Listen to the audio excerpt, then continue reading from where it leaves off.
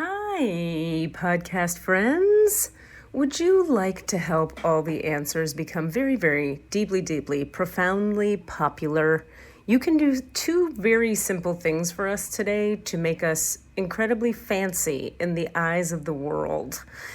Would you go to where you listen to us and just click on 5 stars? Give us a 5-star review, and you're going to make us very, very popular. Apparently, people who can support our podcast by giving us ads and such can't do so or won't do so until they see that we have like 50 bazillion 5-star reviews. So go to your local place that you're listening to our podcast and give us 5 stars. You don't even have to write words with your brain and hands. You just click the 5 stars. How easy is that? Also, check out patreon.com and search All the Answers podcast. And there you can donate funds in small chunks that then will make you famous on the podcast. We have 3 different tiers of support. You can either get a shout out on the podcast regularly, you can come on the podcast, you can ask a question where you won't have to be on the podcast, but your question gets answered on live air on the podcast, or various other gifts that we will give you for donating to us and helping us keep bringing you fantastic, sassy, irreverent, spiritually aware content. We love you. Patreon.com, All the Answers podcast, and please give us that 5-star review today. It'll take you 36 seconds. We love you. Welcome to that spiritual, actual, factual answers to questions you're asking. You find them inside you, reciting the records. Akashic, we laughing, we drafting the passion through vary. It's time for that comedy, dramedy, all of the fanciest, catchiest acronyms. Listeners, listen, we traveling. Consciousness is always unraveling. The reading you're having is mapping you back to your natural habitat. Abracadabra, it's magicless, fascinating. To top it off, the host, all the classiest. Now, what were you asking for? All of the answers, what? All the answers. It's committed. Just like us. We are here, we're present, we're ready to do the thing. Exactly. I just had a realization, I hate the idea that when you and I are talking here, it's literally just you and I talking the whole fucking time. And yet there are so many things to look at and navigate that I'm going with a fourth of the time I'm actually looking at you. Right. I understand. Well, you understand what happens when you look at me and my eyes are somewhere else. He's given up on me. We're no longer here in a conversation. He's playing video games. I don't exist. I don't matter. He's proven it. Yeah. No, it's like the what do you call it? GarageBand thing. Okay, that's working. And then your mic, and then my mic, and then then there's you, and then there's what I'm saying. I do. It's a lot of things. So I was at a spiritual fair this weekend. Okay. Let's talk about that. Yeah. I did. Okay, we do 20-minute things. They're 20-minute increments. And it was packed with humans. So many humans that I did 20 minutes, 20 minutes, 20 minutes, 20 minutes. I think I did 20 people per day. Because it'd be 20, 20, 20, 20, 20. It's short break for 30 seconds. 20, 20, 20, 20, 20, short break. It was a lot. That's a lot. I'm just going to repeat what you just said. That's a lot. To get in the records takes 5 minutes. And then I always think at the top of a 20-minute thing, how much are we going to fucking be able to do in 20 minutes? But it's sort of you get on board, they're on board, spirit gets on board, and you're just banging it out. So it was very cool. And one of the things I wanted to talk about that was really cool was I watched how, I think I shared last week on the podcast probably, that I've been doing a lot of EFT tapping, and it's working my emotional body a lot. And I'm seeing the direct connection between how much specificity I get in the records, the direct link between that and how emotionally present I am. In other words, there are pieces of my own emotional, world or energy field that are getting softened, opened, lightened from the tapping that make my perceptive ability better even in the records. The fact that I could see as much as I could see and bring as much healing through in 20 minutes as I could for each of those freaking people, it blows my mind. And I can feel the difference in my body from post EFT. And so that's kind of just a plug for people to try EFT, really. Yeah. Because Jesus Christ, it's helpful. I'm trying to envision the sort of shape and framework of what it was you were doing at this thing. Were you in just a tent? Okay, good question. So this one was amazing. I did one a few weeks ago too. This one was quite different. 3-story building. Oh. It's like a craft fair building. It's like built for these kinds of events. There's like always classes and stuff going on in this building. Each floor was like a warehouse, like huge, and set up within these warehouses. Each floor were like are tables. So each person has like a 6x4 table, but some vendors have twice that. So if you're selling like crystals and rocks, you might have a 12-foot table by 4 feet and have like a million rocks that people can buy. And then the table next to you would be like a psychic palm reader. And then the next lady would be like channeling in the Akashic records, for example. And the next lady would be like, I'm this one woman. Oh my God. She channels different archangel energies into paintings. I'll actually show you one. Like I bought that guy. And when you're woo-woo like me, you like I look at this picture. I'm showing Cassidy an image that this amazing woman painted. It's got energy that's so strong coming off of it. So I have it just sitting next to my computer just to like be taking in those vibes. She was so powerful. And it's all art. She paints these huge, incredible paintings. They're incredible detail. Does it with her freaking hands. And she was like, she and I were talking and she said, I was like saying words to her. I was like, oh, Saint Germain and the purple flame and this and that. And she was like, see, I need you people at these events to even tell me what the hell I'm doing. So she's just freehanding it. She's channeling straight, man, and transmitting light and like not even all that clear about what the hell she's doing, but she's so talented that she's like, I can't help it. I have to do it. I do it. And then I hope that people will know what the hell is happening. So anyways, imagine 3 floors of that, just like tables. This event was packed. Like thousands of people came through. A lot of people. I don't know. I'm bad at numbers. Maybe it was like many hundreds. I don't know. But yeah, it was 10 to 5 both days. And wow, I did a lot of reading for a lot of people. And I met some really cool people that I'm going to do like projects with. And yeah, it was just really good. And it was also like the vibration was really high at the event, as you can imagine, because everybody there is all high vibey. And people just, you never know too at those events, like, will you have 2 people per hour or will you have 10 people per hour? You don't know. Right. Will you make no money or you make some actual money? And so people would like stand in line to get to your booth. They'd sit in a chair across the table from you. So, okay, good hand question. you $20 and I don't know. Yeah, no, good question. At this one, the way they had it set up was people would sort of walk through the whole event and see who they wanted to work with. And then they had to go back to the front of the building, choose a time slot with a particular individual. Then there was a runner who would run up to the second floor where I was and put a sticker on 1240. And it would say like Janine at 1240. And they would write the person's name at 1240 and then stick that on top of my 1240 slot on this like form that they made. So when someone new would come up to the table, they'd see, oh, okay, 1240 is taken, 3:00 is taken. I'll take 2:20. And then they would go down in the front. But then they'd have to go back down to get. Yes. Yes. Oof. Yeah, it was a whole thing. And I was like, are people going to do this? And they fucking did.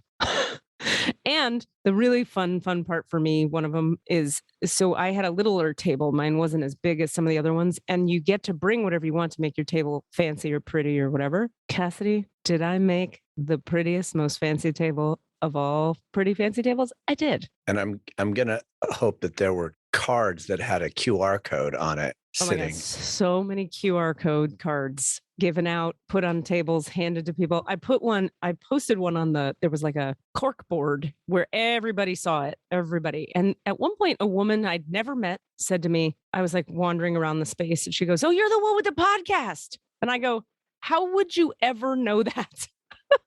She goes, I saw it on the cork board.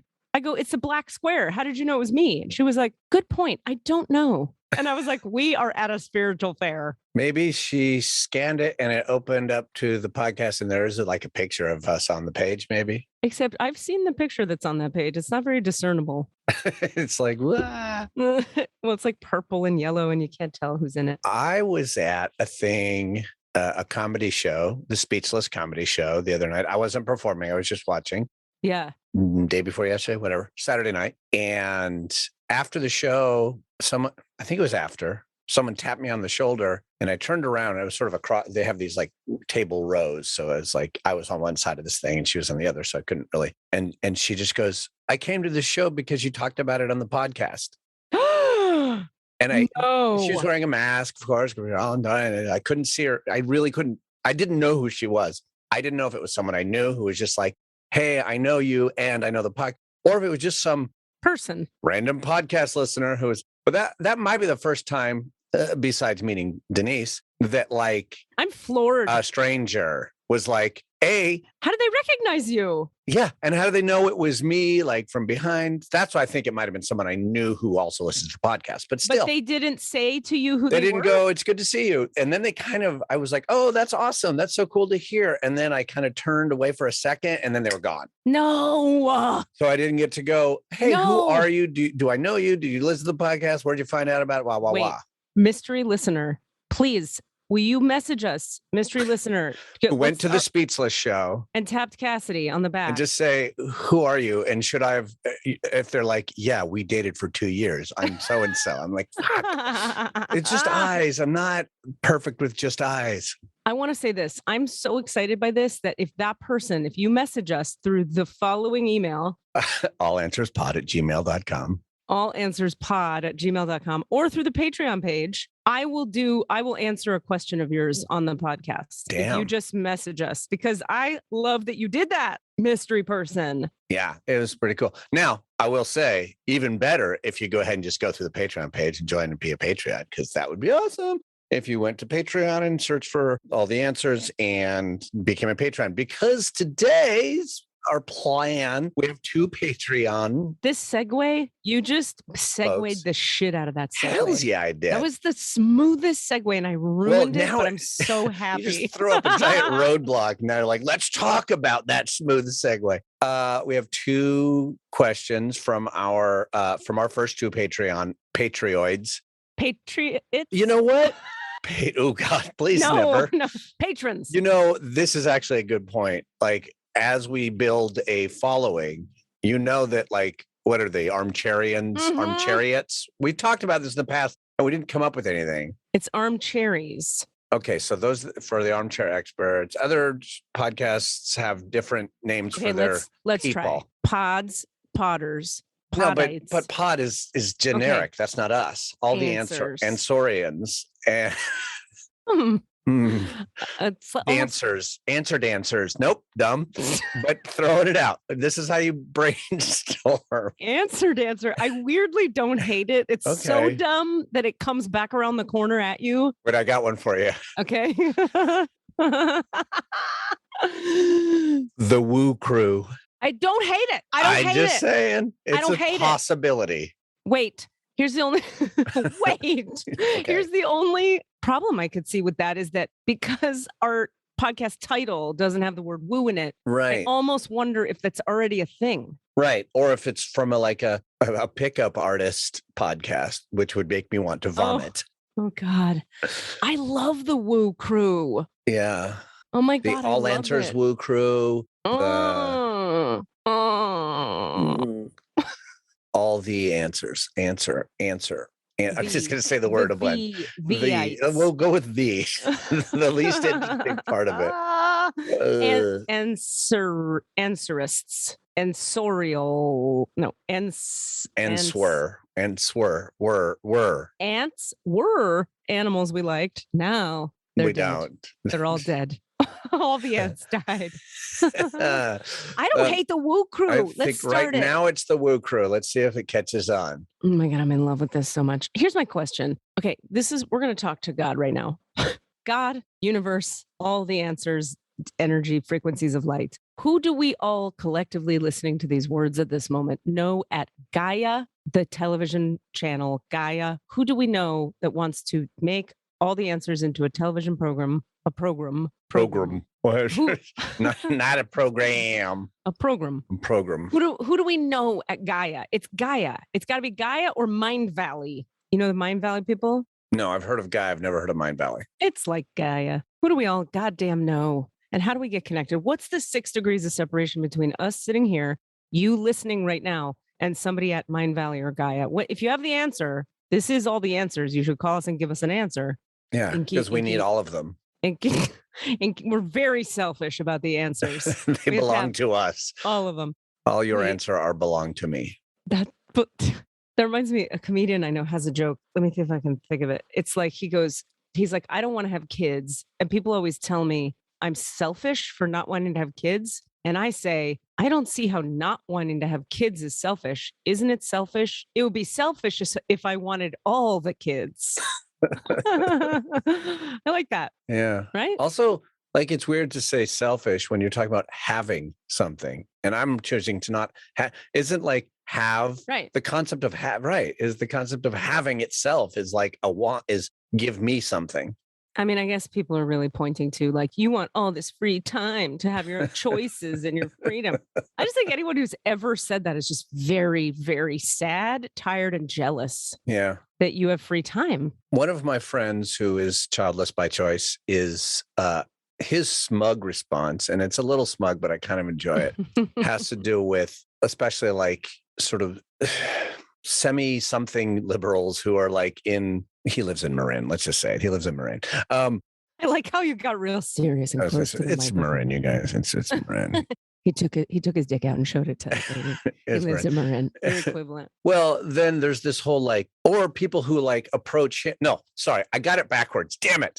People who approach him about like, you really should, be driving a hybrid at least. If not, you need to reduce your carbon footprint while they have a kid on either side. Okay, right. I'm trying to raise my children in a world in which we have reduced our carbon footprint. And he's just like, I already have you beat. That's good. I could drive a Hummer my entire life and never approach the carbon footprint that you created by putting these two little beasts on the planet. And I'm sure your children are wonderful. But That's a really good point. that's not to say he should drive a Hummer for the rest of his life. But it's like, it's another piece of it. That's a really good point. That's a really good point. Children on the wait, you made me think of something with these two people and the carbon footprint and what they create. Oh my, I don't know. I lost that thought, but I do wonder if I wonder if the numbers exist for like, in terms of overpopulation, Mhm. like how many people would we have to murder today? Well, Or that's, yeah, Gently shove off a cliff. turns us back to the, what's it called? To the Marvel movie. Oh, right. Whatever his name was, the guy who snapped. Wow. So Couldn't think of old. it. I watch So all those old. movies and I love them, but I am brain tired today. So Are you? How come? no reason. Just Just I'm life. noticing it. Okay. Maybe I didn't sleep great. Okay. What were you gonna say? You didn't have like a fancy fun gig or like some amazing sex or, I mean, all those things happened in the last some days. So, oh my God. but I don't feel like they're necessarily contributing to my idiocy. On this Thanos. point, Thanos. His name is Thanos. oh, He is there the it is. character in the Marvel movies who snaps to get rid of half the universe, and he claims it's because we are resources, and so we don't have enough resources to But sustain. doesn't he really the want population. power? He wants Yes. power. Ultimately, Okay. he wants power. That reminds me of secret societies. I just listened to the Armchair Expert episode on secret societies. They do Armchair and Dangerous, which is their conspiracy theory segment. Mm-hmm. And they were talking about secret societies. Do you know about like these Harvard, the Skull and Bones at Yale and all this? A little bit, little bit. What I love about it, so there's like, it runs the gamut in terms of like what people think actually goes on in these secret societies. Like, do they rule the world? Are there 12 people in charge of the planet? Are they all from the Masons? Or is it just like a boys club where they dick around and they march around in weird robes just to like feel a part of a thing and whatever? Like, and here's what I love about it. Nobody knows and nobody will tell you. Like, I'll give you an example. On the episode, they get a Mason to talk. And there's David Ferrier interviews this Mason who's like spilling all the beans about a lot of stuff that at the end of it, you realize he didn't tell us a single fucking thing about are they running the world? Are they doing baby sacrifices? Are they just dudes jerking off? Like, we don't know anything. He didn't say anything. And in the dialogue with this guy who is a Mason, he reveals some of the rituals of like when you first get in and they not haze you, but they do a ritual to like break you in and people leave with bruised all over their body, but he doesn't say how or why. And then there's all these ceremonies and rituals and there's robes and outfits. And he talks a lot about that, but you don't know what the ceremony's for or what they're doing or why. Then he's like, by the way, I brought Matt Damon in. Matt Damon's a Mason because of me. And they're like, are you allowed to say that? Like, is this guy going to get murdered because he's on this podcast right now? Anyway, it made me think like, I think we should have some guests on the show that are like, we should veer into that world a little bit more. Like, we need some people that are like, we need like to get like a what are they called? The Jewish, like Kabbalists. And we need to get like Masons and like just people that are in a whole other realm of crazy shit that's not on the grid. You know what I don't want though? I don't want to talk to a Scientologist. Can we just not? What if we had a really cool one? Like Tom Cruise. He's a really cool Scientologist. By a cool one, I mean one who's like self-aware and sort of like, listen, I know this is wacky and most people don't like it, but like, here's my deal. Right. Oh God, to that point, I have a story from this weekend. This is a unifying story because I think the fact that you don't want to talk to a Scientologist that much, that's precisely why we should talk to a Scientologist. I know. It's terrible. Just don't want to give mouthpiece to some spaces. That's fair. Yeah. That's fair. I mean, but are they killing Black boys in the street? Possibly. There's some pretty heinous. Okay, not specifically that. Okay. But they are doing right. So maybe we won't have cops. We won't have cops who are involved with awful things on this show. But what I was going to say is they have been accused of some pretty heinous, but just cult-like behavior. And I have nefarious. I'm putting a pin in cult because I have something else I wanted to talk to you about. Ooh. That is related, but you were about to say something that happened this weekend. Okay. All right. It's brief. Don't forget the cult thing. I want to hear about that. Okay. Let me think about how to do this in the most anonymous way in case this person ever listens. I was, if you're listening to this podcast, you probably know you and I come from very liberal spaces. Mm-hmm. I've lived in the Bay Area, potentially the most liberal space there is. New York. I'm from Miami, which has its blend, but like I was raised by liberal Jewy people. Okay. In Florida, though. Florida, a mess. Florida is a mess. Okay. So anywho, when people I work with as a healer say the sentence to me, I'm so worried about my son. He went to college and he's become a conservative. And I'm really worried he's going to like hurt the planet or like, how did I lose him? The fears are up for a mother of like, I've lost my son and he's gone to the dark side. Right. And there's a part of me that goes like, oh God, really? God, like I'm concerned for you as well. And then my job in the energy work is to not be in my reaction, but to go like, okay, so let's deal with your fear. And we bring light so that the mom can relax and like, trust the universe that this kid has his own path and like we're not in control of what happens, but also maybe talk to him about what Trump did that was real, that wasn't great. And, finding the way to find a peaceful way forward for that mom. Yeah. Okay. I've been through that a fair amount. Here I am in West Virginia, seeing people 20 minutes at a pop, person after person after person. Toward the end of the first day, I'm kind of wiped. And one of my fellow healer buddies who I've been becoming friends with all day says, I want to do a reading. Great. She sits down. We're deep in it now. We're into like the 15th minute of our 20 minutes. And we've talked about, she's cried already. I've like healed her sciatica. Like miracles have happened. We're both like, oh my God, I can't believe this. That was amazing. We're both like, and we're besties now. And we've been bonding all day long. We have never talked about any of our beliefs in life. We're just at a spiritual fair becoming buddies. So she says, well, I do have one more question. And I go, what is it? She starts to tear up. And I'm just like, oh, girl, what is it? And she's like, yeah, it's hard and it's probably too much of a big topic to talk to, we only have a few minutes if we could get into this, but my son went to college this year and I'm really worried about him because he's become a liberal and I don't know what to do about it. I mean, she was tore up. Right. Tore up. And very sincere and not at all. It was the most profound moment for me because my first reaction, of course, was like, huh? Like, that's good. Like, I don't agree with you. I had my reaction to like, why would you be upset about that? But then instantaneously after that was like, oh, right. Moms across all the borders love their kids and have ideas about what makes the kid safe in the world and ideas about what makes the kid not safe. So, as a healer, I go into like, okay, let's deal with your fear. And what are you worried about him being a liberal? What does that mean to you? Well, he's going to work for the NSA and then he's going to change policy and he really wants to affect the world. And I mean, we're already so destroyed by all these liberals that how are we going to, but I have to tell you, she just didn't have a lot of hate or judgment. She was really sincerely concerned. Yeah. And she trusted me so implicitly that I realized she assumed like we were such buddies. Right. That in the same way that if I were in the Bay Area and if somebody and I became homies, I'd be like, and then they went and became a conservative, and that person would be like, oh my God, it's the same. Right. It's She just assumed alliance with you because you were on the same page on some other stuff. Yeah. And because we're at a spiritual fair, and in West Virginia, spiritual fair means different stuff. Right. Like there were a lot of super Christian people, super Jesus-y people, and they were the nicest, most loving, light worshiping people. And they were just real into Jesus. And I don't have a problem with that, because to me, I'm just like, that's an ascended master. And I like him too. He's pretty groovy.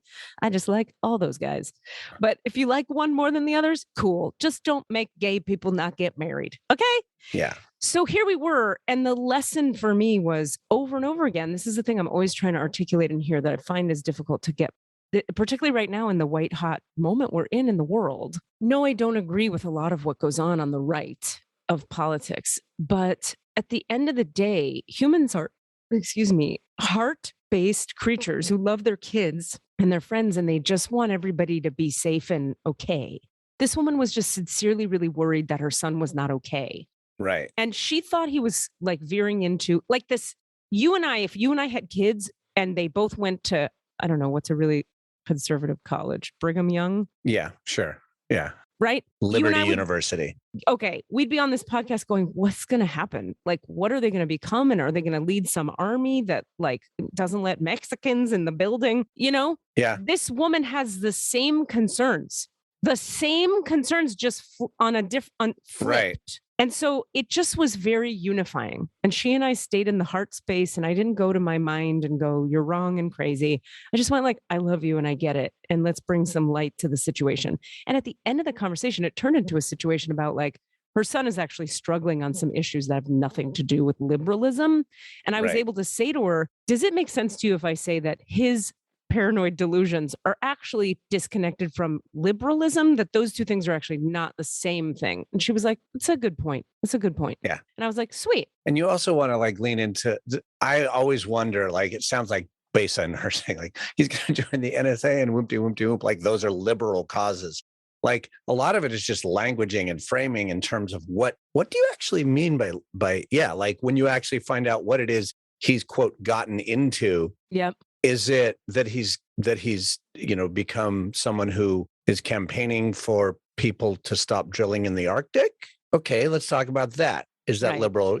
Is he involved with a group of people who are trying to deal with hate crimes? Okay, let's talk about that. Like, so is that liberal?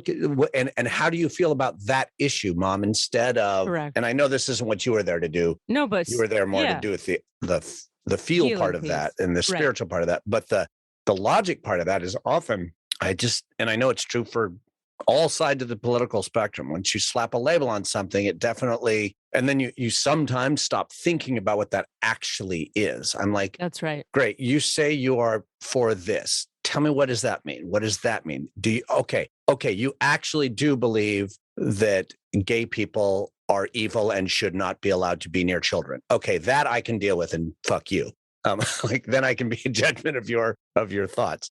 But like if they just go, I don't like all this liberal stuff. Well, so if I may, her thing, once we teased it out, she had two major concerns. He had this idea. So he is actually working for the NSA. He got a job, literally. Right. So she was like, she had tied together the fact that he's like already starting to get powerful government positions.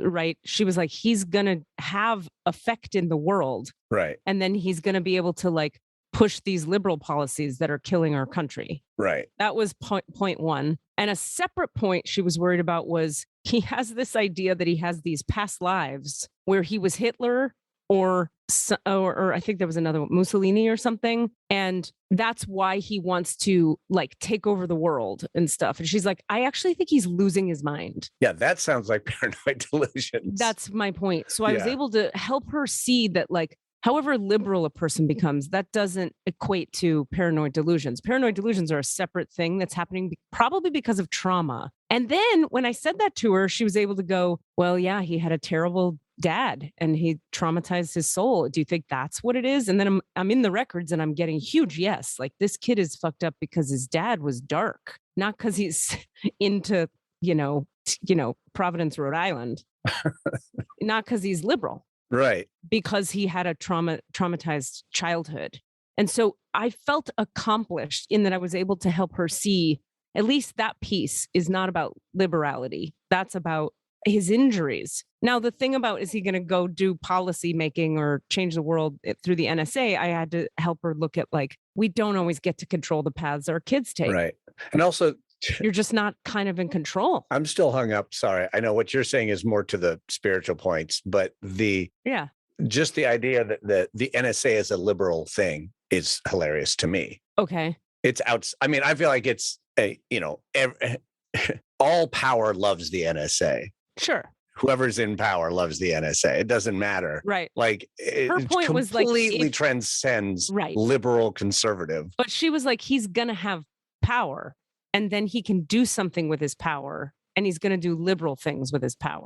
Gotcha. And I'm worried that if he gets power and he's still liberal at that moment, our country's going to fall apart. I just get hung up on like how people see things as being what, like, I sometimes just run into like almost like a logic trip where I just go, that's not what that is. That's not what that is. Those words don't mean what you think they mean, nor does that action mean what you've been told it means, Right. Of course. Yeah. But see, that's why it was important for me to stay emotionally present with her and non-judgmental. Right. Because in that space, this is the whole point of non-judgment. From a non-judgmental space, I can say to her, let me help you tease this apart. So this is this and this is that. And I'm calm and I'm not reacting. And I'm going, that's not liberalism. That's actually trauma. And I know because I'm a trauma specialist. And she was like, because she trusted me because I wasn't in judgment of her. Because you didn't immediately try and talk her out of an idea. You're wrong. That's just your framing is wrong. That's judgment. That's what judgment does. So I stayed unified with her and I went like, here's what's what. Now I hear you about your fear about the liberalism. Let's look at that energy. And, so it was a very successful interaction where I didn't make anyone wrong or try to change her. I just tried to liberate her from her panic and her fear and help her relax. And you have to get to, when people relax and don't have so much panic and fear, they don't need to be so married to their point of view. Yeah. You get less, this is right, when you're a little calmer about how everything's going. And I understand that the country's in a heated place and a lot of shit's going on and the planet's in a heated place. But I would argue we can't do right by the planet or help each other in any way or unify as a collective or heal or save the ozone if we're all mad at each other. We have to get calm. Yeah. And get back to center for ourselves. And then from there, slowly, gently, love each other through the next right action. Yeah. And on the one-to-one basis, that's super doable. And it's, the challenge is making that be more atone, because it's like, well, but first you have to actually stop killing somebody. Yeah. So I do have to put up a pretty strong wall of resistance to the possibility of you murdering people. Okay, now that we've stopped you from murdering people, I'm going to take a breath and let's have some conversation about it, healing about it. But the hard part is being able to just be like, I'm going to calmly work with you to stop murdering people. Well, I mean, look, that's that's an oversimplification a little Absolutely. bit. Like in terms of like I always think of RBG. Yeah. Ruth Bader Ginsburg. And I didn't see every moment of her life. I just saw 2 documentaries about her, and I know what they showed me. Right.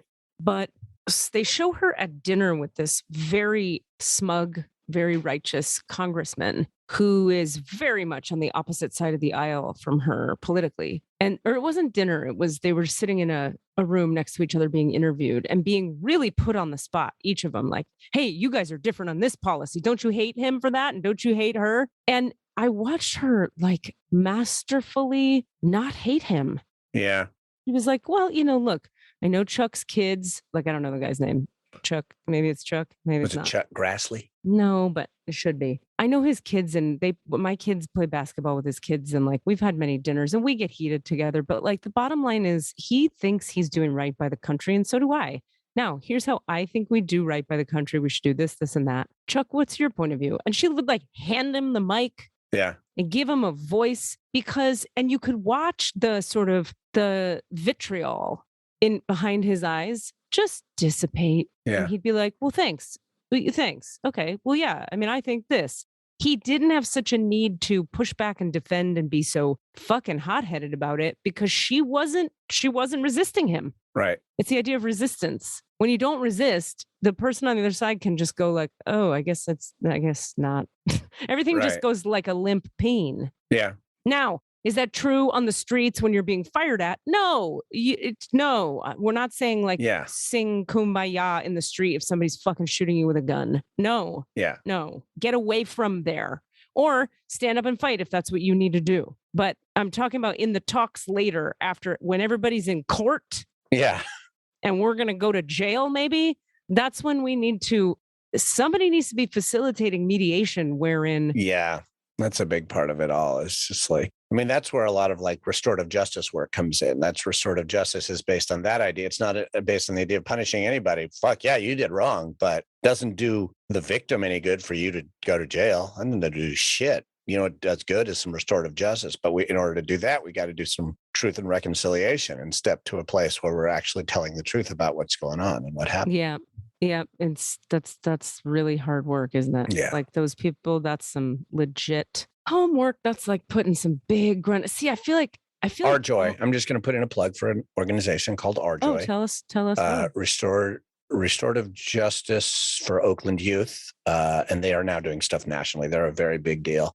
They started in the schools and they also just do a lot of community outreach. And that is their thing. They do restorative justice circles and they work very intensely in intense, crazy, hard places to do restorative justice work. And I don't know enough about it to actually talk much more about it. I just wanted to plug them as an organization and you should give them money and that's great. And have them do things for you. Our Joy. Restorative Justice for Oakland Youth. I love it. Fantastic. Well, so should we get into these questions? Because these people listening to us right now need to go to our Patreon page and patronize us. Absolutely. But I did want to get back to the thing you didn't want me to forget about.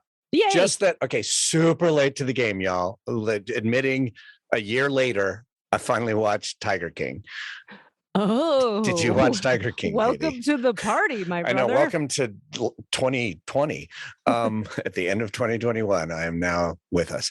Hey. Watched it with Denise, who loves trash TV like that, and really loved it. I was just thinking about culty behavior. Yeah. And specifically being, again, I think where the guy named Bhagwan, the Bhagwan, one of the Bhagwan guy who lived in Yogaville, I believe what it was called, in West Virginia. Giant dome place you did not expect to have a giant Hindu temple, Yogaville center. I don't know what went on there, but I did observe his behavior afterwards. All right. And there's this moment where, I mean, the guy. We're talking about the Bhagwan now? The Bhagwan guy. Okay. The guy who rides an elephant. He's like the second. So you've got Tiger King, big gay redneck cat, big cat lover guy. That's Tiger King. Okay. Right? Yes. And then you've got the first guy they introduce as another big cat person who has a lot to say about running a big cat park. Okay.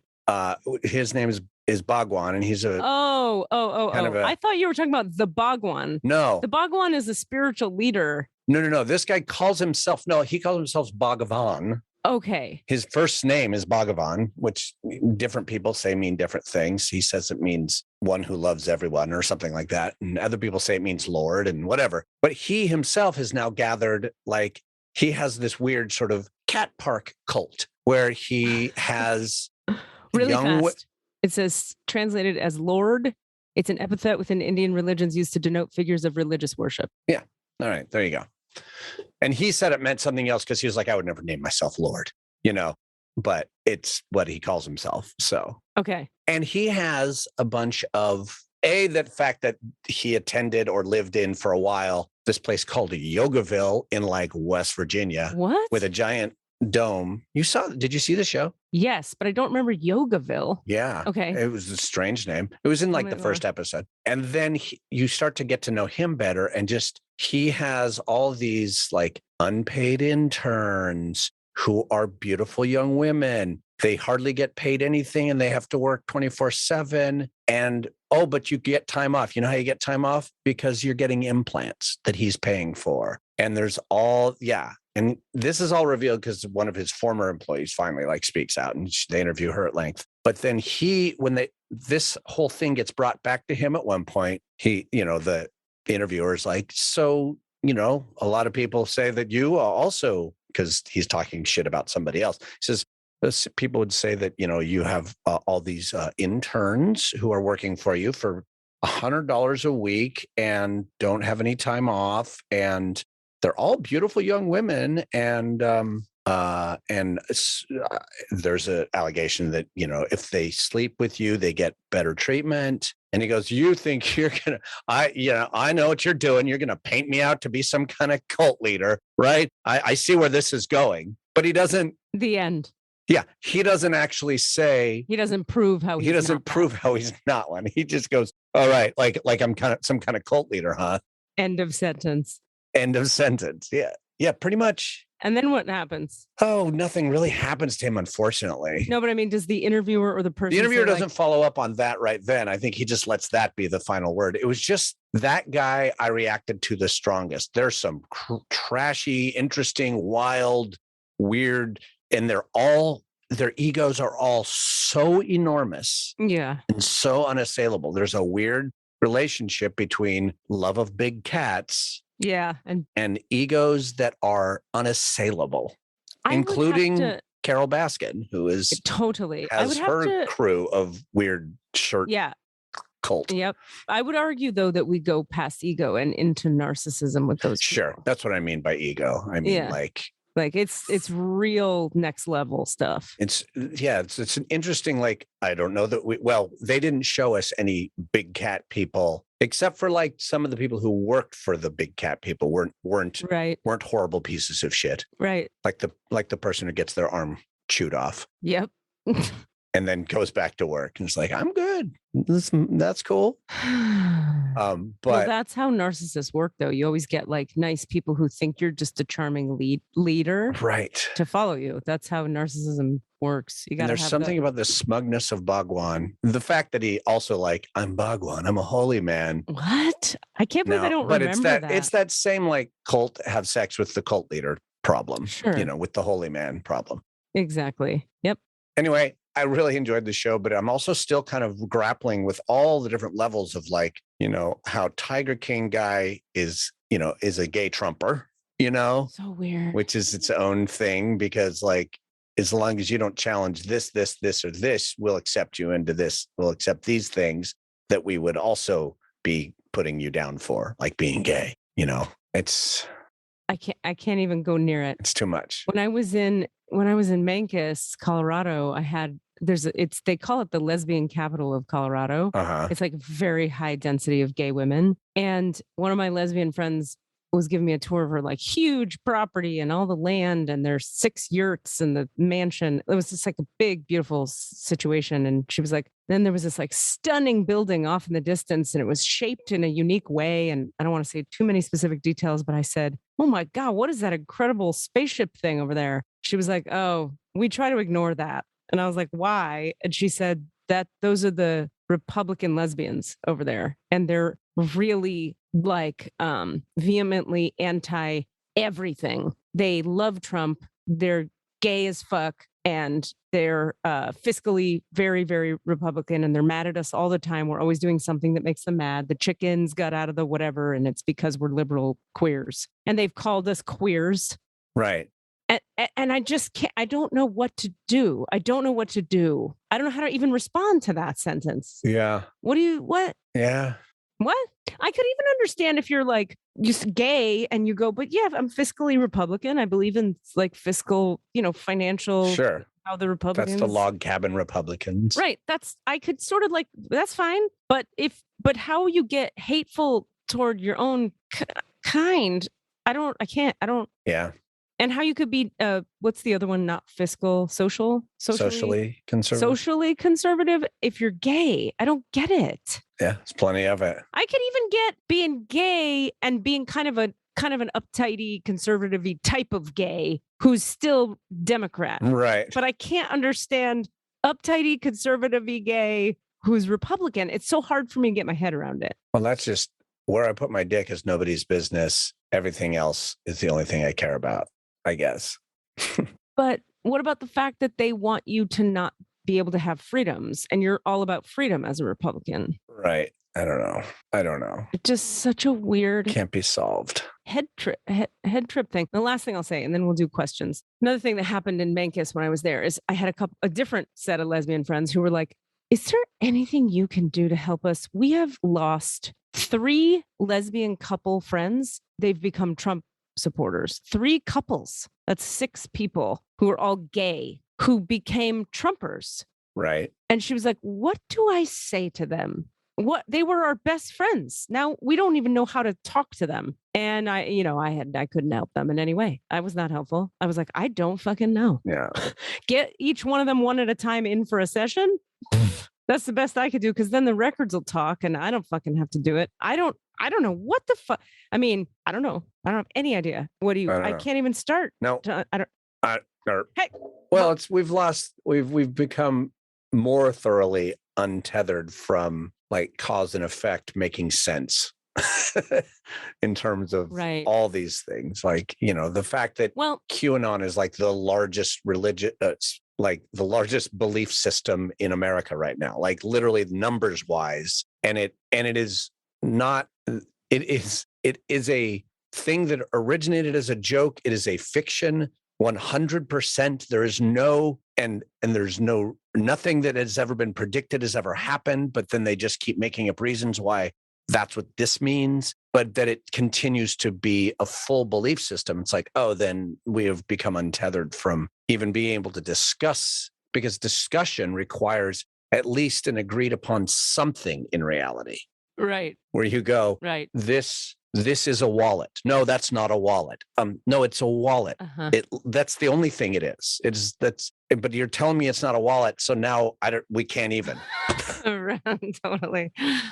Yeah. Yep. Now, one thing I will say is and then we have to get to these questions. Yeah, we do. That there's like this is a big topic. We talked a little bit about this before, how the super lefty woo-woo spiritual people kind of meet around the back of the circle with some of the righty Trumpers. Mm-hmm. In terms of like, both groups want a lot of liberty and autonomy. Right. Like, a lot of my woo-woo friends are not getting vaccinated because they're like, either they're like me and they have bad reactions to things because they're sensitive weirdos, or they're like, you don't get to decide what I do with my body. Right. That's their thing, which is also how the Trump people feel. You don't get to infringe on my liberties and et cetera. And then, of course, you try to make the argument to those groups of people that like, we're talking about public health, so maybe do it because it might help other people around you, maybe, ?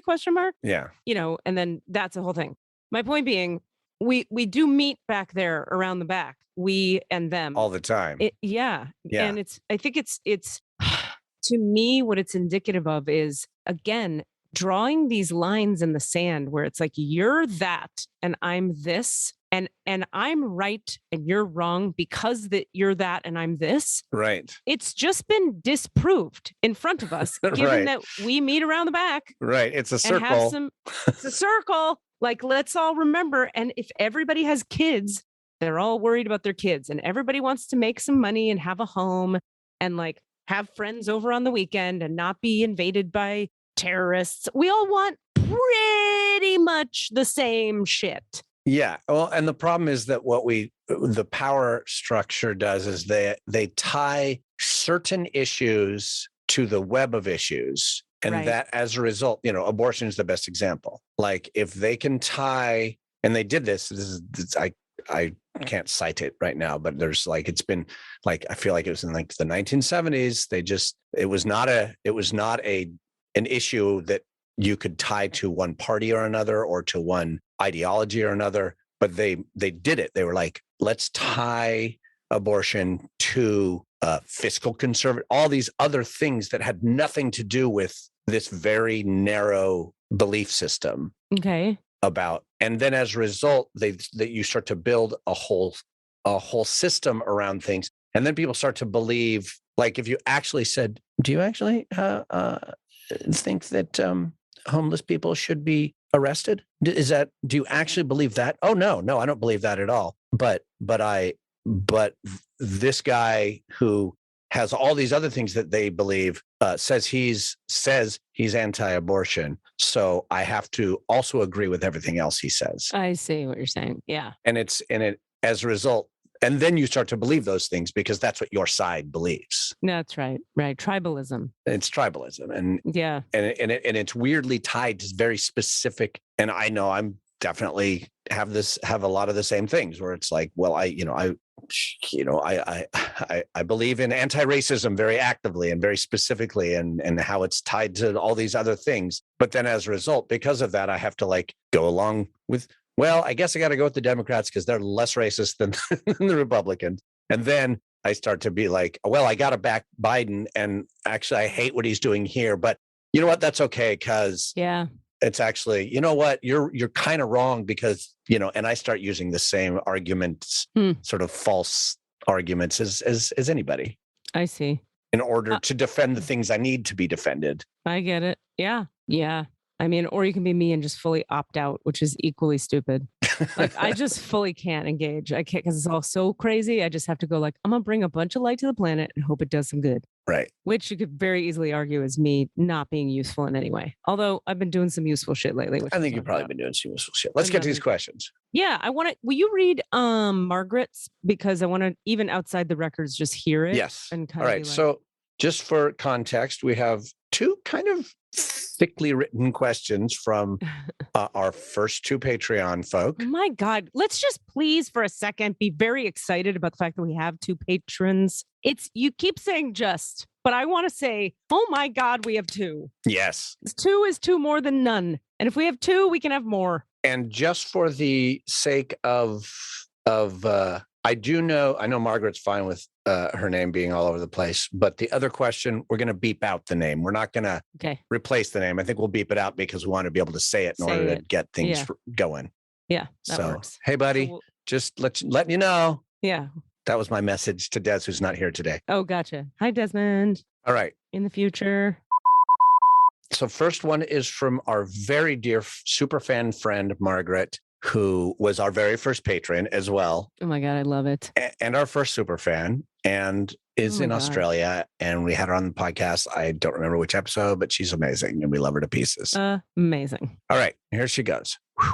Okay. So here it goes. Lately, I've been going through a process of looking back over my life and paying closer attention to the miracles I've experienced that I may not have given enough credence to at the time. I'm learning more about my intuitive abilities and awarenesses. One of these miracles was in the form of a dream I had when I was in my late 20s. In the dream, a deceased friend of mine came back and took me for a visit to heaven and explained aspects of how it all worked.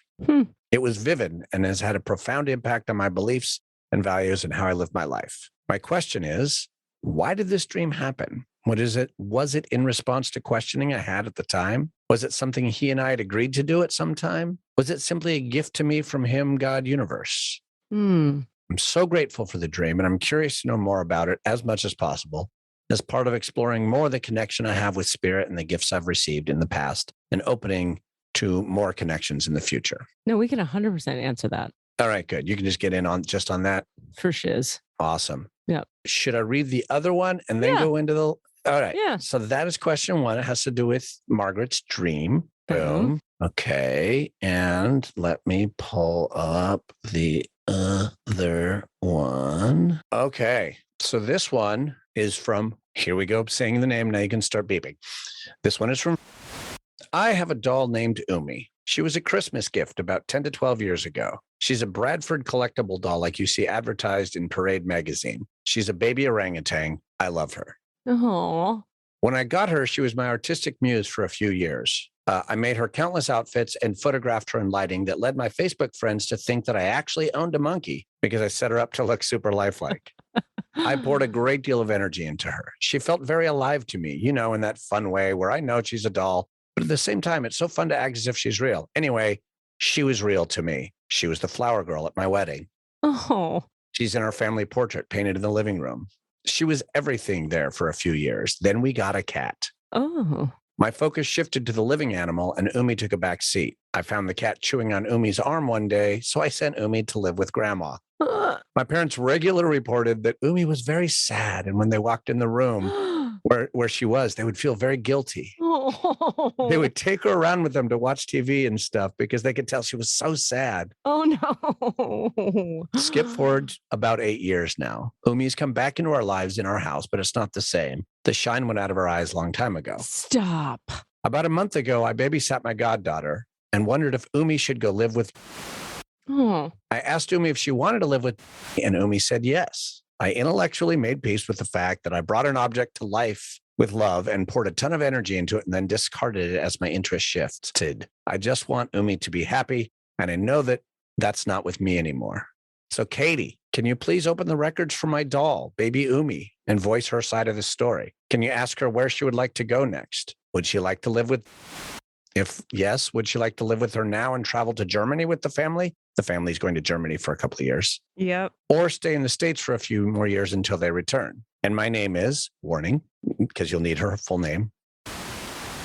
The doll's name is Baby Umi. The goddaughter's name is Thank You. Okay, you want to know what's so funny? Already I get she does not want to go to Germany. The doll. All right. Yes to the living with, but just not to Germany. Well, that was easy.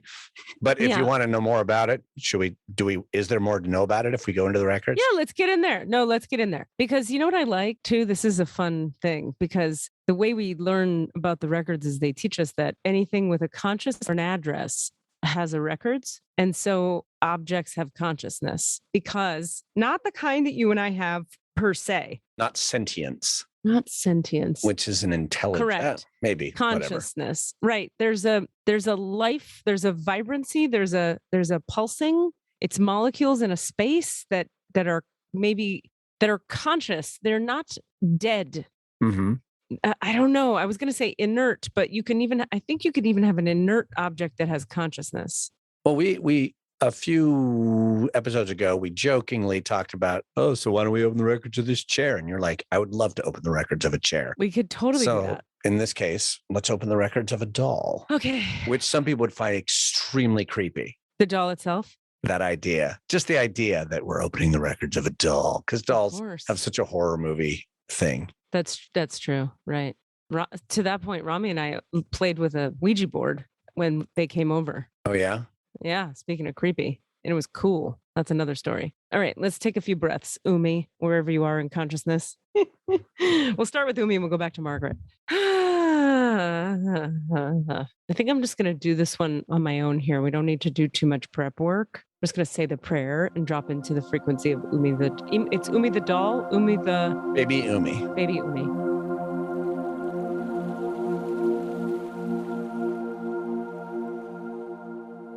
All right, baby Umi, you and I, let's breathe into the low belly. Yeah, okay. Well, already I'm tapping in. All right, and so we do acknowledge the forces of light, asking for guidance, direction, and courage to know the truth. Oh, this is good. I'm already getting info. As it is revealed for our highest good and the highest good of everyone connected to us. Holy Spirit of God, protect me from all forms of self-centeredness, please, and direct my attention to the work at hand. Help me to know baby Umi, the doll, in the light of the Akashic records. Help me to see baby Umi through the eyes of the lords of the records, and enable me to share the wisdom and compassion that the masters, teachers, and loved ones of baby Umi have for baby Umi. I'll just go quiet for a moment.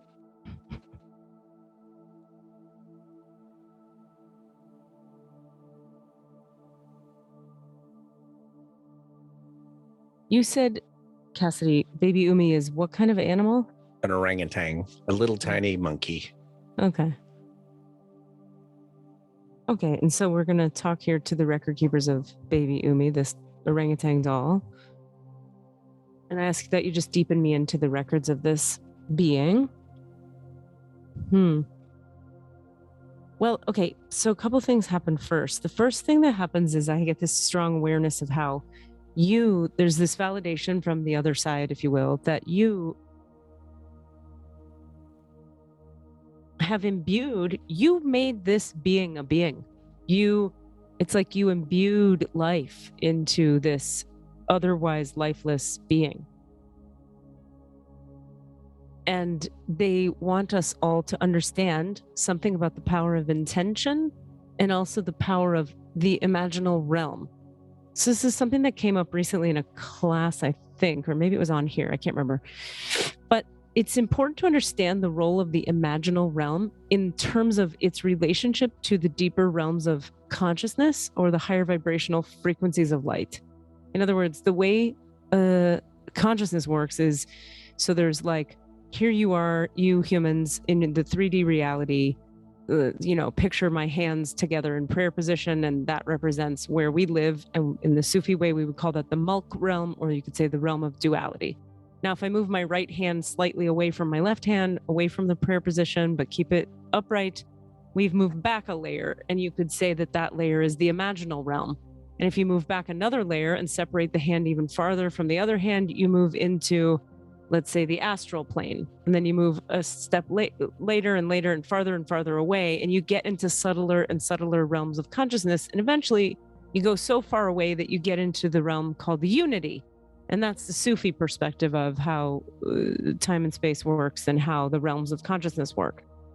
But pretty much any practice and teaching, this is all coming in, it's like pouring in really fast. Pretty much any system of teaching, when you get deep enough, if it's mystical or if it's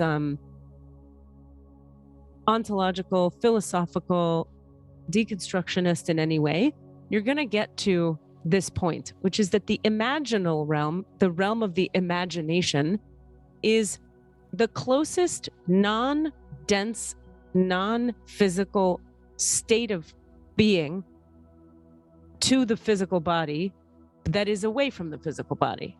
Okay, it's the closest realm that's not physical or 3D, but that we have access to relatively easily from 3D.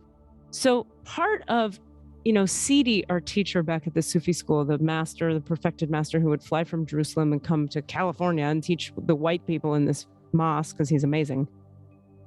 What he would teach us was, he would talk about, people always get cynical about, isn't spirituality and psychic stuff and all that, isn't it just your imagination? And he would say, what you have to understand is, the imagination is the doorway to the next realms. So you have to use the imagination to kind of like get you there. In the sense that, like, when we do the grounding exercise that we always do when we open the records, you're imagining that the bottoms of your feet are opening, and you're imagining that the roots are extending into the earth. That's all your imagination. But the thing is, when you imagine it, it becomes a thing. It happens. Because that's how powerful human beings are when they apply their intention and attention to the realms of consciousness. The moment you say, there are roots growing out of my feet that are made of light, you bring it into being. And if you commit to that and do it over and over and over again, eventually it becomes easier and easier to do, and it gives you access to greater, higher levels of consciousness. Okay. So all of that is a long-winded way of talking about the fact that you, beloved,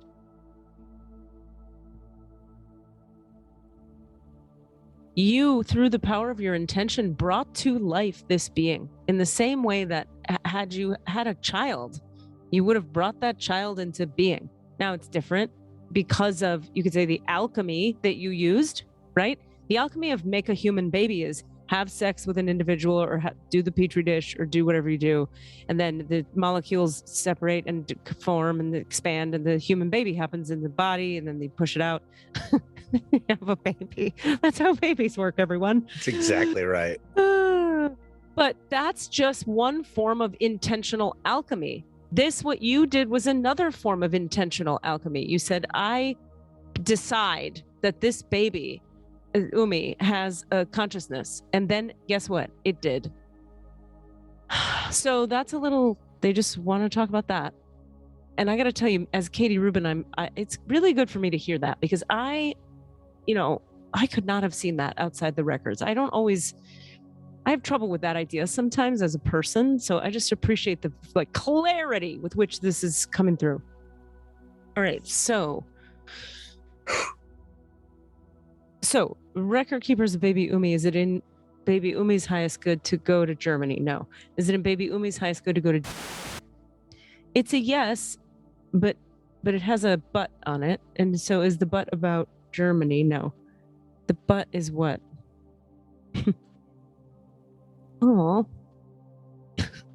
All right. Well, baby Umi would like to have visitation with, bleep this name, regularly. She is saying, listen, you brought me into life. You brought me into being. You're my mom. You can't just dump me with somebody else. I mean, you can, but it's not cool. In the same way that like a deadbeat dad who bails is a deadbeat dad. And so if you're asking the point of view of this soul, this energy, this entity, she's like, come visit me a lot. Okay. And then it's fine. And I need you to give a shit too. I need you to care about me still. It can be in a different way, but I need you to care. And I need you to check in on how we're all doing. Okay. And if I feel like you actually care, then it's going to be fine. Also, I would like to request some sleepovers. This is so real for me right now. I would like to request some sleepovers. I need to spend the night, sometimes 2 or 3 nights in a row, at your house with you in your bed. Think of it like a recharge. I need you to recharge my batteries. And then if I feel like loved and supported and nurtured by my mom, I'm happy to go live with whoever. Now let me see. All right. Is there anything else you want to say? No. I'll tell you one thing. One thing that's very clear for me over here perceiving all this is like the energy of this doll in the presence of is very bright and shiny. And when this doll is in the presence of is less bright and shiny right now in and of themselves. This is a child, right? Yeah. How old is a child? Toddler. Okay. Well, they have a little bit of a dimness around them. And I think the whole point is going to be that baby Umi can contribute energetically actually to, it's going to like be a contribution. But in order to do so, baby Umi is a she? I'm not sure. Okay. Baby Umi needs to be charged up by the light of the love between and herself in order to be able to do the service she's meant to do with. I get that needs this more than Umi needs it. Make some sense? Yeah, totally. All right. Did I miss anything? No, I think you covered all the pieces of it. Okay. All right. That was fun. That was cool. Very, very clear too. Yeah. Not a foggy read. Let me close the records. I want to thank the masters, teachers, loved ones for their love and compassion, the lords of the records for their point of view, and the Holy Spirit of light for all knowledge and healing. Thank you guys. I ask you return all of baby Umi's energy to themselves now. I ask that you return them to their complete doll wholeness. Divine portal and the Akashic records of baby Umi are now closed. Amen. The divine portal and the Akashic records of baby Umi are now closed. Amen. The divine portal and the Akashic records of baby Umi, the orangutan doll, are now closed. Amen, amen, amen. I gotta tell you, that was exactly like reading for a person. Like I felt them leave, I felt them come in. There was a particular frequency, exactly like reading for a person. That's awesome. I love that. I'm amazed. Also, just random, I picked up my phone because I'm about to read Margaret's email. And while we were in the records. Messaged you. Yeah, messaged me. And said. Just talking about, checking in for the day. Sup. Sent you a dick pic? Yep. Sent me a dick pic of baby dick? Umi's dick. I wish that she would have sent you a dick pic of like a random person's dick. Just a dick. And not told you whose dick. Right. Well, let me see. Actually, there is a dog and it's kind of leaned back. She did send me a picture of a dog. With a dick? In a donut collar. Aww. But you can't see the dog's dick. I think it's a female dog too. So never mind. Understood. All right. Other one. What do you have Margaret's full legal name there? I think so. Let me remember. There it is. Nope, that's not it. Where is it? So easy to slip from Australian to British. Slip right on in.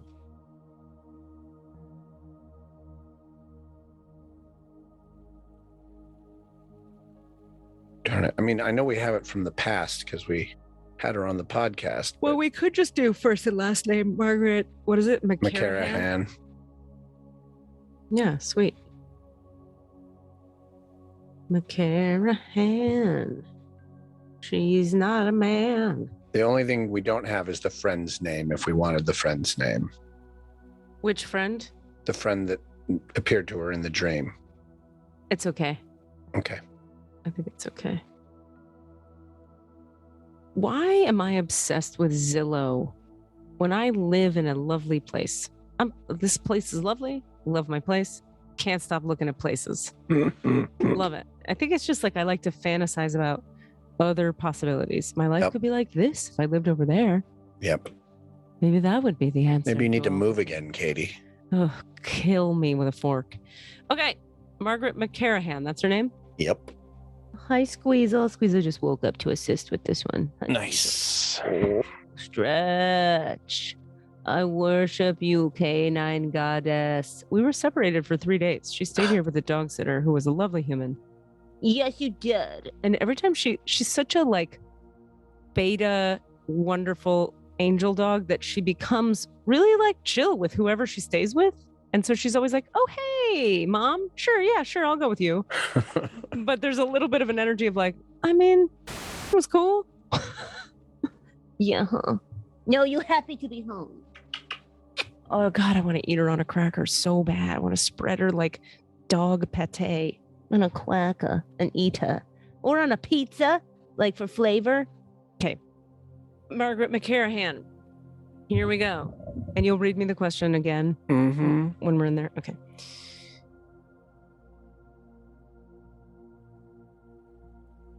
All right. So I'm just going to connect in with your body and being, Margaret, where we are.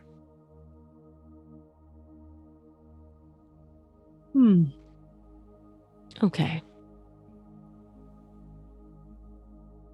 All right. And so we do acknowledge the forces of light, asking for guidance, direction, and courage to know the truth as it is revealed for our highest good and the highest good of everyone connected to us. Holy Spirit of God, protect me, please, from all forms of self-centeredness and direct my attention to the work at hand. Help me to know Margaret McCarahan, our #1 fan, in the light of the Akashic Records. Help me to see Margaret McCarahan through the eyes of the Lords of the Records. And enable me to share the wisdom and compassion that the masters, teachers, and loved ones of Margaret McCarahan have for Margaret McCarahan. And I'll go quiet for just a moment.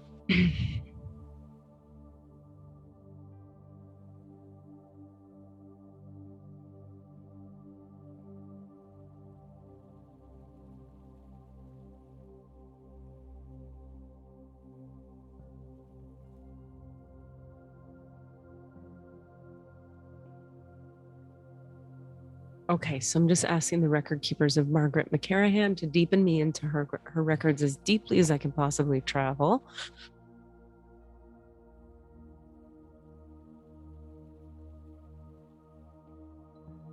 Oh, my goodness. The yawning is energy clearing for Margaret. Margaret. Future Margaret listening to this, we should do a session sometime soon because there's a bunch of energy that wants to move here. We'll move as much of it as we can right now. But I think it would be wise, oh my goodness, to work with it consciously for you. Okay, that's the first piece. Okay, is there anything that we can clear that stands in the way of her receiving the highest good? No. Okay, we're ready to go? Yes. Okay. Hit me, Cassie. All right. Real quick, the basic of the question is, one of these miracles that she's been looking back on was in the form of a dream I had when I was in my late 20s. In the dream, in short, a deceased friend of mine came back, took me for a visit to heaven, and explained aspects of how it all worked. It was vivid and had a profound impact on my beliefs and values and how I live my life. My question is, why did this dream happen? Was it in response to questioning I had? Was it something he and I agreed to do at some time? Was it just a gift from him, God Universe? Curious to know more about it. Yes, the last one. It was a gift from God Universe. That's clear.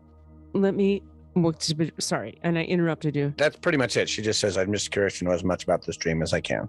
Okay. So first things first, I have to go back to this energy that's moving and just say, my beloved, my friend, they're like, whatever you might have been doing lately that dulls your senses a bit, you could do well to do less of it right now. Hold on. I don't want to fully put you on blast on the podcast here, so I won't get too specific, but like, anything you might inhale or imbibe, like that makes things be less of what they are, like it dulls the senses a little. Your system could use a little break and some detoxing and I don't know if it's either of those things, except I kind of do. Or I mean, it feels like those things. Your system's a little tired, a little taxed, and it can seem like it's helping, and it is to a point, and then it starts to be a block and a hindrance. And so even if it isn't like a substance, if it's like a behavior or a way of thinking or a checking out thing, just you could use a little emotional processing and release, energetic, spiritual, emotional release to lighten your load a little bit right now. There's like a heavy load from chakra 1 up through 2, 3, and into the heart. And we're clearing some of it right now.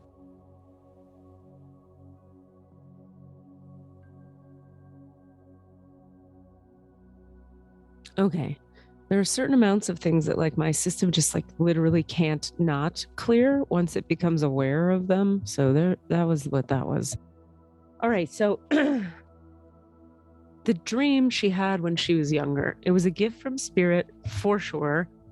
Well, in the part where you say, was it an answer to questions I had been asking? There's also a yes on that, in the sense that, spirit is with you in all of your wonderings. The divine and you are actually not separate. You experience yourself, human beings, as separate because of stuff you're carrying and ideas you hold, but it's right here with you all the time. And so every thought is heard and responded to. The angels, in particular in your life, beloved, are very close to you. You have like a strong connection to the angelic realm. Like 3 angels in particular. One that sits, generally speaking, like at your feet. Is that below the feet? No, like in front of your feet, sitting at your feet, and one to your right and one to your left. And they sort of wrap you around and ground you in light. And it's very beautiful. So when you speak in your head, AKA think, the angels hear you immediately and start to respond. And for some folks at certain times in their life, it would be easy for you to have written off an idea that passed through your head as just being something you made up. But we knew, that it going through the dream space and impacting, it would be able to impact you emotionally more directly, and you would have a harder time denying it. So that's why that was delivered in that way.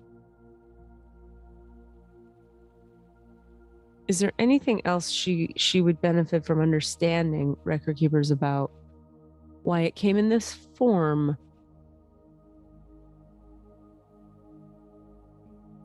Why it came at that time?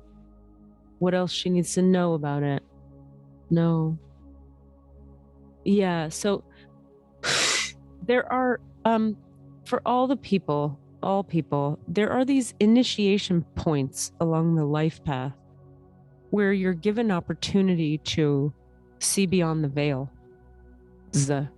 And this was one of them. And there was a part of you that saw and received and took it in and got it. And then there were other parts of you that said, that's crazy and weird and no thanks, or whatever they said that was resistant or cynical and pushed it away. And in the same way that, sometimes you can meet a teacher and they say something to you and it functions like a like a ticking time bomb in your consciousness. And 20 years later, the bomb, it's going tick, tick, tick, tick, tick, tick, tick for 20 years. And you're hearing it. You're like, I remember that thing that what's her name said. And then one day it explodes in your consciousness and you realize, holy fuck, that's what that meant. Because something in your life happens that matches the energy of the words that person said. This is one of those where a seed was planted in consciousness for you. And yeah, it's been ticking in the background. And with all the listening you've been doing to the podcast and all the personal growth work you've been doing in general in your life, this was the moment for the bomb to go off and for you to realize, like, I am deeply connected. I am supported on the other side. There is another dimensional realm. There are high vibrational frequencies of light. And there you have it. I feel like there was another part of the question at the beginning. Did I miss something? Or was there something else she said about just why did this dream happen? And then curious to know as much about it as possible, exploring more the connection I have with spirit and the gifts I've received. Okay, so I think I'll frame that as like, are there any gifts she needs to wake up to? No. Okay, so this is what we've said is what was necessary. There's a word, does she use the word heaven? Yeah, it was a dream about heaven specifically, where he took her to heaven and said, this is how heaven works. Huh. Okay. Record keepers, can you talk to us about that? Margaret's record keepers.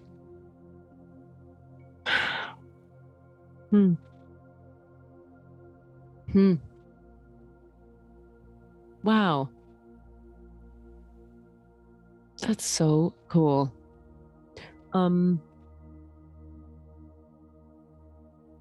So what some people have called heaven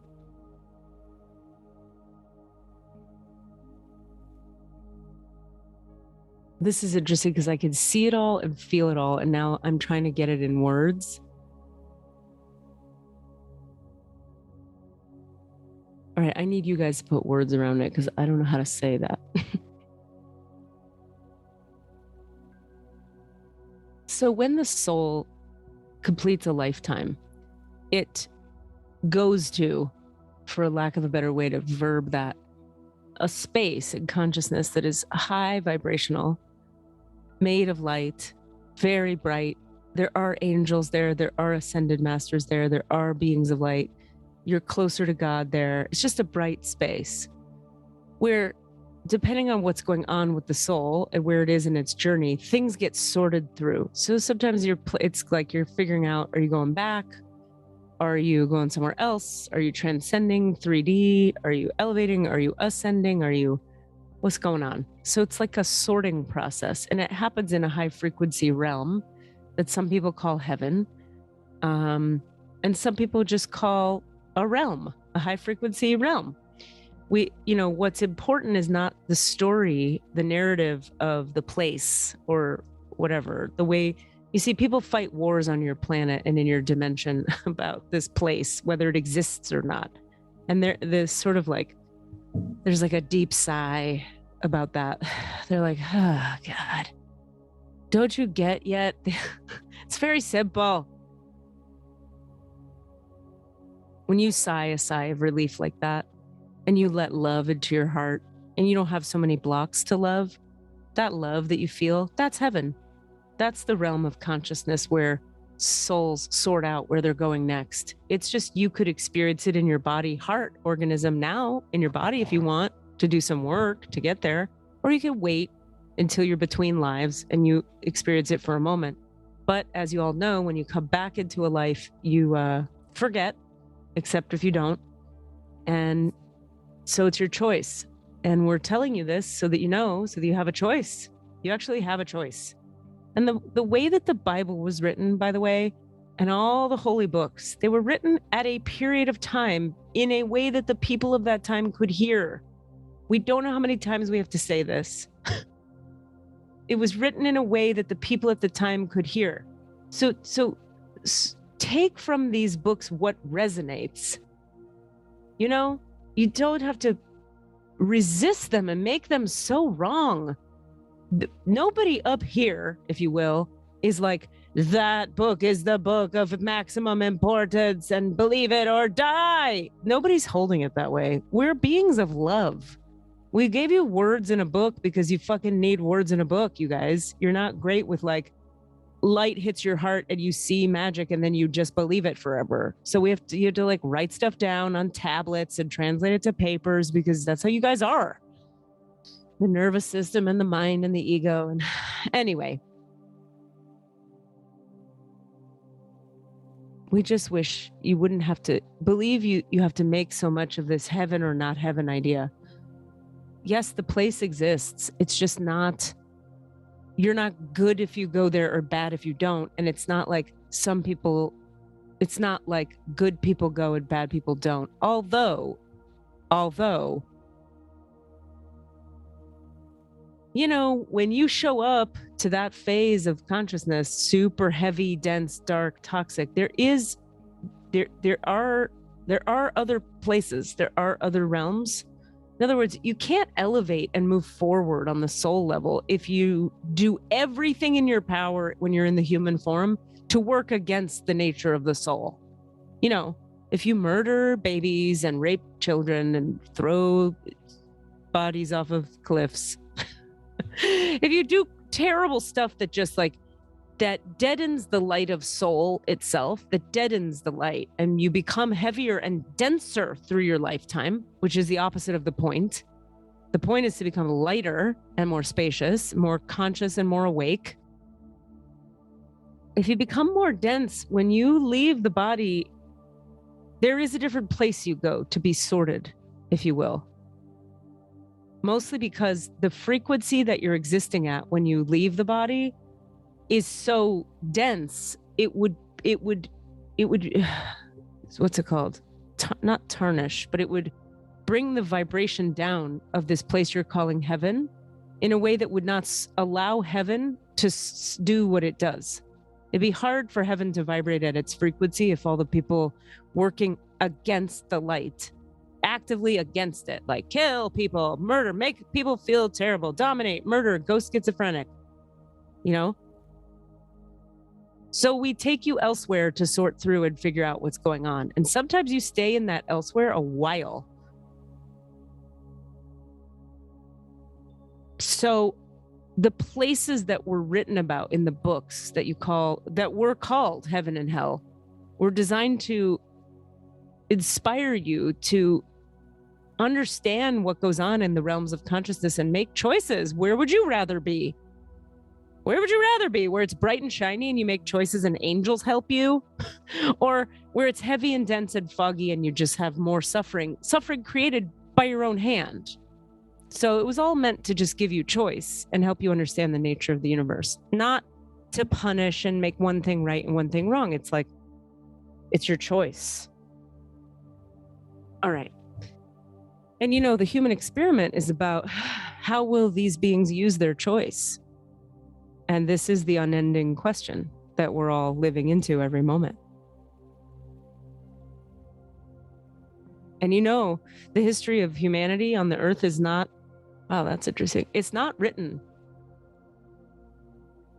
It's not written. The future of it, I should say, not the history. The future, the history going forward, right? The outcome.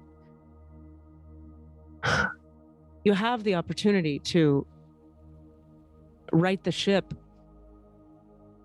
And some of you are.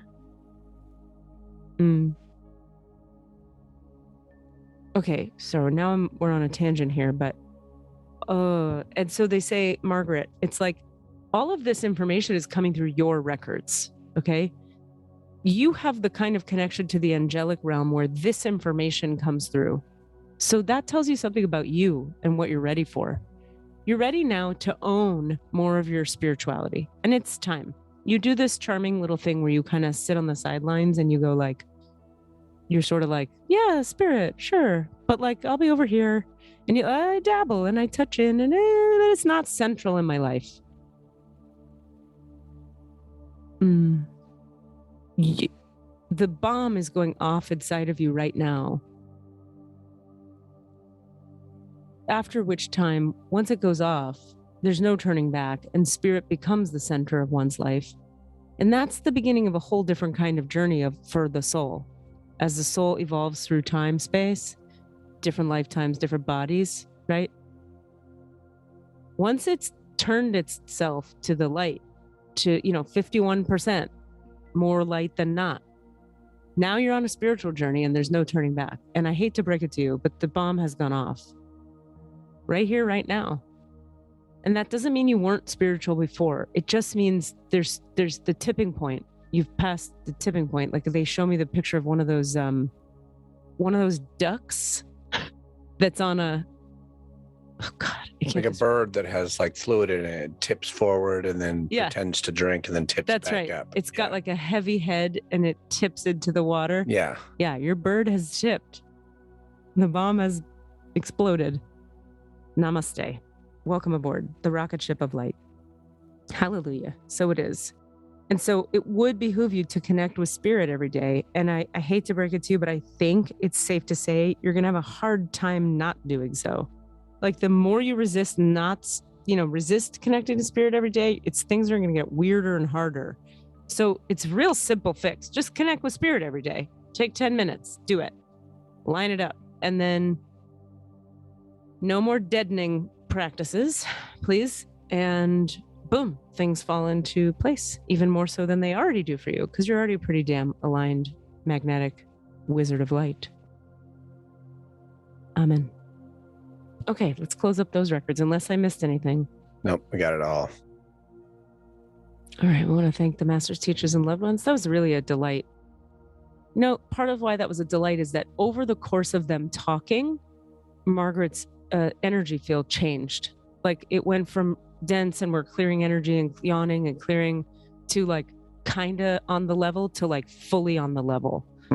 And that was because of the light that was transmitted through the words they were saying. It's almost like we brought around Margaret's being and soul already. So now it'll just have to merge into the 3D body. I'll be very curious to hear how she responds, when we get to hear 16 voice memos from her after this, because Margaret is wonderfully communicative. All right. I want to thank the masters, teachers, and loved ones for their love and compassion. And let it be known, I am one to leave 55 voice memos. So that is not a judgment. I want to thank the Lords of the Records for their point of view and the Holy Spirit of Light for all knowledge and healing. Nicely return all of Margaret McCarahan's energy to herself now, please. I ask that you return her to her complete human wholeness now, please. The divine portal and the Akashic records of Margaret McCarahan are now closed. Amen. Divine portal and the Akashic records of Margaret McCarahan are now closed. Amen. The divine portal and the Akashic records of Margaret McCarahan are now closed. Amen, amen, amen. Amen.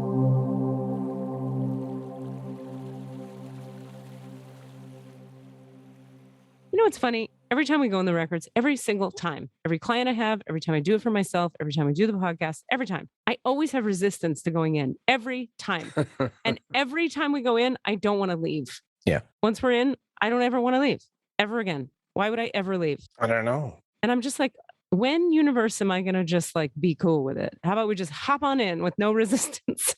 That'd be fun. I mean, same thing goes with like difficult conversations. Like you never regret feeling the feeling ultimately. It's just that's a good point. But you fear the work, just the effort that goes into it. Oh God. Right. I want to also say for the record that I think Desmond would also agree, and you would probably agree with this, that one of all of our great pleasures in life is seeing that little ping from Margaret's voicemails. Oh, I love it. Because we'll just be like, oh goody, I'm going to settle in, take in some love. That her voice is she should be doing a podcast. She has an incredible voice. Her accent is erotic. I mean, everything about it is just like, I'm good. I'm here.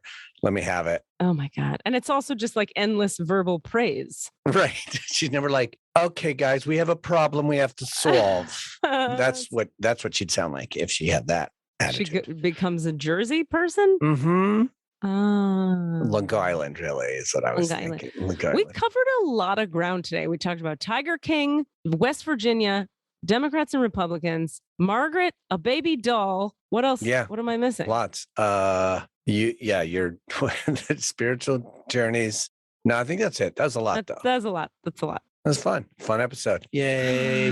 Do your And join the Patreon page at all the answers at Patreon. Go get Patreon, and we'll do another episode like this once we get a couple more patrons. Please do. And you know what I realized too? We have to say this to the listeners is that I think we can no longer just take people's questions. I think you have to become a patronizer.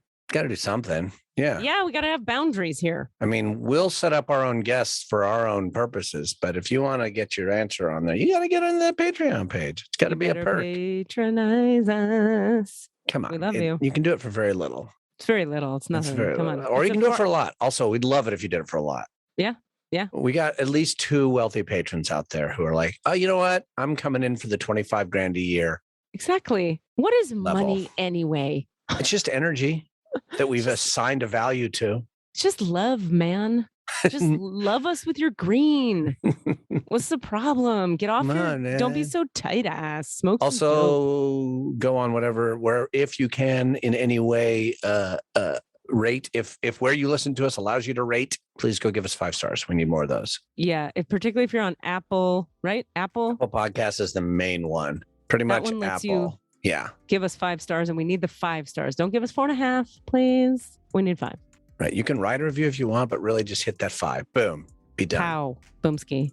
Even if you don't listen to us on Apple Podcasts, go on to Apple Podcasts. Apple Podcast. Apple Podcast. It's not a tumor.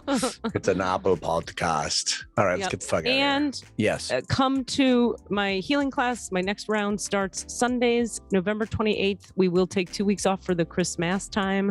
7 weeks. It's a focus on the 4th step with divine light transmitted healing and answers to your questions every week for 7 weeks. KatieRubin.com for info about that. I love you. Do your work. Get the fuck out of here. Do some work. Do your work. Do somebody's work. Do Bye. a work. Work a little bit. Do a work. Work. Work it. Bitch. Bye. What are you asking for? All of the answers? Say what? All of the answers? Yeah, all the answers. Hey guys, thanks for listening. We'd love to hear from you. Please email us with your questions so that we have questions to answer in the Akashic Records. Our email address is allanswerspod@gmail.com. That's allanswerspod@gmail.com. And if you'd like to find us on Facebook or Twitter, it's @allanswerspod, @allanswerspod. Thank you. It's alive. Mixed and edited by Desmond McNeese for We Mixed It, LLC. Go to whatsoundsawesome.com.